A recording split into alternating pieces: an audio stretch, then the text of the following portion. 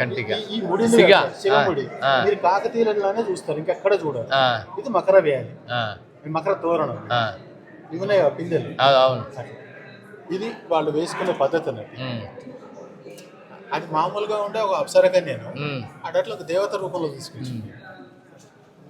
నువ్వు తీసిందా? అరే అరే బా, ఇది పెయింటింగ్.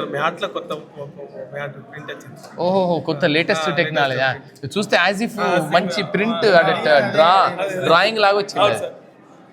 నేను ఫోటో తీసినానంటే నేను నమ్మలేదు. అదే సేమ్, అది సేమ్ మన కలర్ వాటర్ కలర్స్ పెయింటింగ్ లాగా వచ్చింది. బాగా వచ్చిందిరా చూడు. ఇది టక టక టక టక, ఇది లోపల లోపల ముందు ముందు ఆ స్టెప్స్, ఇవి ఇక్కడ స్టెప్స్, వాటి గ్రెడేషన్స్. ఇప్పుడు కాదు మన రాము సార్, ఇది 1 2 3 4 5 కదా, 5 ఇవి. వీటిని ఏమంటారు? ఉపపీఠం అంట. ఉపపీఠము, అధిష్టానము, ప్రదక్షిణాపథం, ప్రదక్షిణ చేసే పదం. ఇంకా కిందికి ఉన్నది. ఇవి మూయడం వల్ల ఇంకా దాని ఎత్తు కనబడడం లేదు.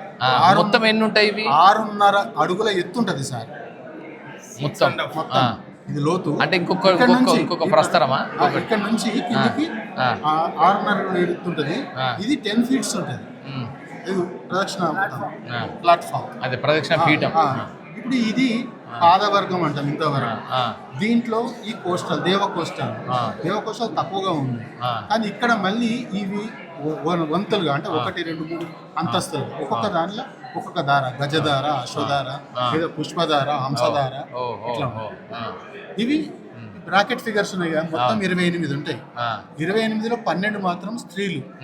ఆ 12లో ఒక 7 8 అలసకన్యలు అంటాం శిల్ప ప్రకాశం. మిగతావి జస్ట్ ఒక మనం ఏదైతే ఒక నగ్నంగా ఉండే స్త్రీ నాగభావం పట్టుకుంటారు, నాగిని కాదు, ఆమె యోగిని. చతుష్షష్ఠి యోగినిలో ఒకరు. కాలాముఖ శైవుల చివరి గుడి ఇది. అరే అరే అరే, ఇది చింద్రవెల్లి. అక్కడ పెయింటింగ్ ఇక్కడ కనబడుతుంది. ఇక్కడ ఈ డాన్స్, ఈ నటరాజు. ఇది ఎవరు అంటే గణపతి దేవుని తండ్రి కట్టించిన. ఈ లైట్ ఎక్కడిది?